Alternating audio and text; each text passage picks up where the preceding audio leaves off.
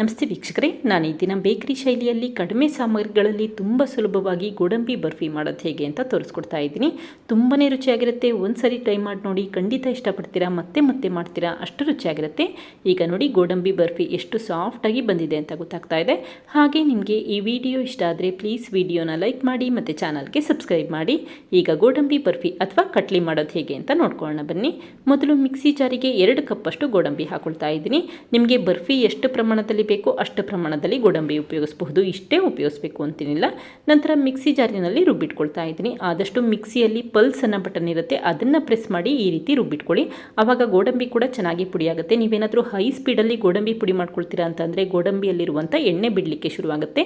ಅದಕ್ಕೋಸ್ಕರ ಅಷ್ಟೇ ಆದಷ್ಟು ಲೋ ಸ್ಪೀಡಲ್ಲಿ ಇಟ್ಕೊಂಡು ಗೋಡಂಬಿನ ಪುಡಿ ಮಾಡಿಟ್ಕೊಳ್ಳಿ.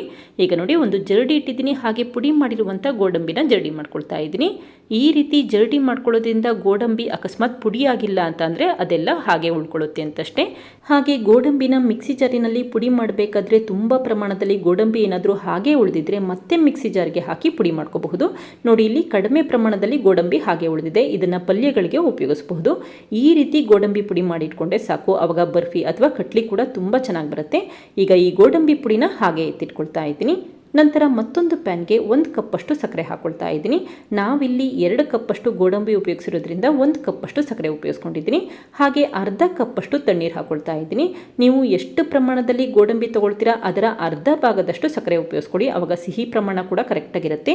ಈಗ ಊರಿನ ಮೀಡಿಯಂ ಫ್ಲೇಮಲ್ಲಿ ಇಟ್ಕೊಂಡು ಸಕ್ಕರೆ ಪಾಕ ಮಾಡಿಟ್ಕೊಳ್ತಾ ಇದ್ದೀನಿ. ಒಂದೆಳೆ ಪಾಕ ಬರಬೇಕು, ಅಲ್ಲಿವರೆಗೂ ಚೆನ್ನಾಗಿ ಕುದಿಸಿಟ್ಕೊಳ್ಳಿ. ಈಗ ನೋಡಿ ಒಂದೆಳೆ ಪಾಕ ಬಂದಿದೆ. ಈ ರೀತಿ ಒಂದೆಳೆ ಪಾಕ ಬಂದಿದ್ದರೆ ಸಾಕು. ತಕ್ಷಣವೇ ಊರಿನ ಲೋ ಫ್ಲೇಮಲ್ಲಿ ಇಟ್ಕೊಳ್ತಾ ಇದ್ದೀನಿ. ಇಲ್ಲ ಅಂತಂದರೆ ಏನಾಗುತ್ತೆ ಅಂತ ಅಂದರೆ ಸಕ್ಕರೆ ಪಾಕ ತುಂಬ ಗಟ್ಟಿಯಾಗಿಬಿಡುತ್ತೆ, ಅದಕ್ಕೋಸ್ಕರ ಅಷ್ಟೇ ಊರಿನ ಲೋ ಫ್ಲೇಮಲ್ಲಿ ಇಟ್ಕೊಳ್ಳಿ. ಈಗ ನೋಡಿ ಗೋಡಂಬಿ ಪುಡಿ ಹಾಕೊಳ್ತಾ ಇದ್ದೀನಿ. ಹಾಗೆ ಕಂಟಿನ್ಯೂಸ್ ಆಗಿ ಮಿಕ್ಸ್ ಮಾಡ್ಕೊಳ್ತಾನೆ ಇರಿ, ಆವಾಗ ಗಂಟುಗಳಾಗೋದಿಲ್ಲ ಅಂತಷ್ಟೇ. ಬೇಗ ಬೇಗ ಈ ರೀತಿ ಮಿಕ್ಸ್ ಮಾಡ್ಕೋಬೇಕಾಗತ್ತೆ. ನೋಡಿ ಎಷ್ಟು ಚೆನ್ನಾಗಿ ಮಿಕ್ಸ್ ಆಗ್ತಾ ಇದೆ ಅಂತ ಗೊತ್ತಾಗ್ತಾ ಇದೆ. ಎಲ್ಲೂ ಕೂಡ ಗಂಟುಗಳಾಗೋದಿಲ್ಲ. ತುಂಬ ಸುಲಭವಾಗಿ ಈ ರೀತಿ ಗೋಡಂಬಿ ಬರ್ಫಿ ಅಥವಾ ಗೋಡಂಬಿ ಕಟ್ಲಿ ಮಾಡ್ಕೋಬಹುದು. ಈಗ ಚೆನ್ನಾಗಿ ಮಿಕ್ಸ್ ಮಾಡಿದ ನಂತರ ಕೊನೆಯದಾಗಿ 1 ಟೀ ಸ್ಪೂನಷ್ಟು ತುಪ್ಪ ಹಾಕೊಳ್ತಾ ಇದ್ದೀನಿ. ಮನೆಯಲ್ಲಿ ತುಪ್ಪ ಇಟ್ಟಿರ್ತೀರಲ್ಲ ಆ ತುಪ್ಪನೇ ಉಪಯೋಗಿಸಬಹುದು. ಹಾಗೆ ಫ್ಲೇವರ್ಗೋಸ್ಕರ 1/4 ಟೀ ಸ್ಪೂನಷ್ಟು ಏಲಕ್ಕಿ ಪುಡಿ ಉಪಯೋಗಿಸ್ಕೊಳ್ತಾ ಇದ್ದೀನಿ. ಕೇವಲ 1 ಟೀ ಸ್ಪೂನಷ್ಟೇ ತುಪ್ಪ ಉಪಯೋಗಿಸ್ಕೊಳ್ಳಿ, ಜಾಸ್ತಿ ಪ್ರಮಾಣದಲ್ಲಿ ತುಪ್ಪ ಉಪಯೋಗಿಸೋ ಅವಶ್ಯಕತೆ ಇಲ್ಲ. ಈಗ ಕಂಟಿನ್ಯೂಸ್ ಆಗಿ ಮಿಕ್ಸ್ ಮಾಡ್ಕೊಳ್ತಾ ಇದ್ದೀನಿ.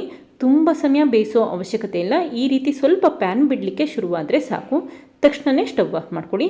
ಹಾಗೆ ಈ ರೀತಿ ಸ್ವಲ್ಪ ತೆಳುವಾಗೇ ಇರಬೇಕಾಗುತ್ತೆ, ತುಂಬ ಗಟ್ಟಿಯಾಗೋ ಅವಶ್ಯಕತೆ ಇಲ್ಲ. ಈ ರೀತಿ ಪ್ಯಾನ್ ಬಿಟ್ಟರೆ ಸಾಕು, ತಕ್ಷಣವೇ ಸ್ಟವ್ ಆಫ್ ಮಾಡ್ಕೊಳ್ಳಿ, ತುಂಬ ಸಮಯ ಬೇಯಿಸೋ ಅವಶ್ಯಕತೆ ಇಲ್ಲ. ಇದೇ ಸಮಯದಲ್ಲಿ ಬೇಕಿಂಗ್ ಪೇಪರ್ಗೆ ಸ್ವಲ್ಪ ತುಪ್ಪ ಹಾಕಿ ಸ್ಪ್ರೆಡ್ ಮಾಡ್ಕೊಳ್ತಾ ಇದ್ದೀನಿ. ಈ ರೀತಿ ಬೇಕಿಂಗ್ ಪೇಪರ್ಗೆ ತುಪ್ಪ ಹಾಕಿ ಸ್ಪ್ರೆಡ್ ಮಾಡೋದ್ರಿಂದ ಬೇಯಿಸಿರುವಂಥ ಗೋಡಂಬಿ ಮಿಶ್ರಣ ಬೇಕಿಂಗ್ ಪೇಪರ್ಗೆ ಅಂಟ್ಕೊಳ್ಳಲ್ಲ ಅಂತಷ್ಟೇ. ಈಗ ಬೇಯಿಸಿರುವಂಥ ಗೋಡಂಬಿ ಮಿಶ್ರಣನ ತಕ್ಷಣವೇ ಬೇಕಿಂಗ್ ಪೇಪರ್ ಮೇಲೆ ಸ್ಪ್ರೆಡ್ ಮಾಡ್ಕೊಳ್ತಾ ಇದ್ದೀನಿ. ಹಾಗೆ ನಿಧಾನಕ್ಕೆ ಚೆನ್ನಾಗಿ ಮಿಕ್ಸ್ ಮಾಡ್ಕೊಳ್ತಾ ಬನ್ನಿ. ಈಗ ಬೇಯಿಸಿರುವಂಥ ಗೋಡಂಬಿ ಮಿಶ್ರಣ ನಿಧಾನಕ್ಕೆ ತಣ್ಣಗಾಗಲಿಕ್ಕೆ ಶುರುವಾಗುತ್ತೆ, ಅಲ್ಲಿವರೆಗೂ ನಾದಿಟ್ಕೋಬೇಕಾಗುತ್ತೆ.